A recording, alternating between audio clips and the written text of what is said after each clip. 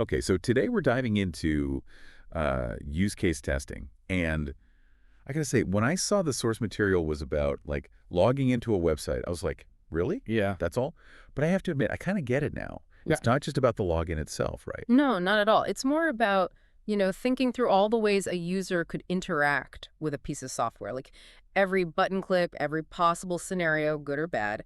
It's about making sure things work well, flawlessly, basically. So it's kind of like if you were building a house, you wouldn't just plan for like, the sunny days, right? hmm You'd also think about rain, snow, maybe even like a hurricane, just in case. Yeah, exactly. You got to be prepared for the unexpected. And in software, those unexpected things, those are your edge cases. Like what happens if someone enters the wrong password? Or what if the server's down? And the source material actually uses this website login as an example, which is, I think, really helpful because we all know how that works. And I'm really digging this visual representation they have. Oh, yeah, the diagram. That's actually a key part of use case testing. It's like a blueprint for everyone involved, from the designers to the developers to, of course, the testers. Right. And it's so simple.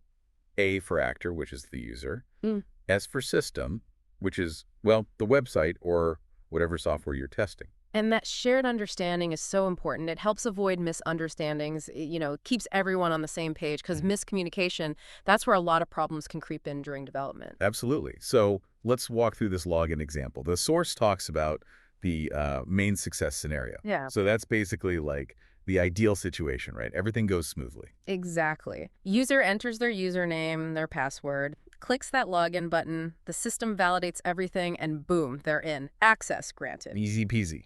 But then, of course, there are the extensions, Hmm. and that's where things get interesting. Right, because let's face it, the world is messy. Things don't always go as planned. So extensions, these are basically all the different paths the interaction could take, all the what ifs. So, for instance, the source mentions what happens if you enter the wrong password. You get a couple of tries, but then the account gets locked down, right? They even talk about blocking the user's IP address. Seems a little, I don't know, intense, maybe. Yeah, it might seem that way at first, but it's a pretty crucial security measure, especially these days. Think about it. If someone's out there trying to hack into accounts, they might just keep guessing passwords over and over again. Blocking the IP, it's like a way to stop that brute force attack in its tracks. Okay, yeah, that makes sense. But then what about like legitimate users who just, had a brain fart and typed in the wrong password a couple of times? Well, that's where the system needs to be smart. And that's why you test these scenarios. You figure out, okay, how many tries is reasonable before we lock things down? How do we differentiate between a genuine mistake and a potential attack? So it's not just about, finding errors. It's also about designing a system that's, well, user-friendly, even when someone messes up. Exactly. You got to find that balance between security and usability. Now, the source mentions that you don't have to test, like every single possibility under the sun. Oh, absolutely not. That would be impossible, honestly. You'd be testing forever. Right.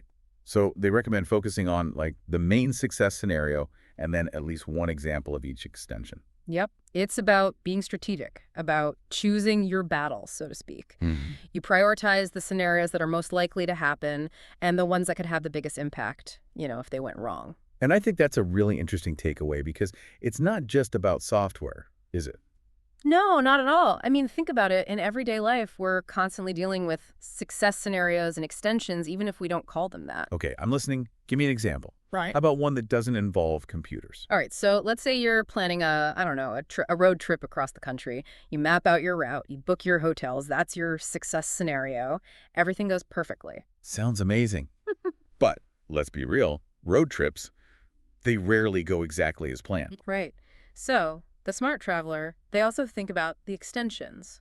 What happens if there's a road closure? Do you have a detour planned? What if the hotel's overbooked? Do you have a backup option? Okay, yeah, I get it.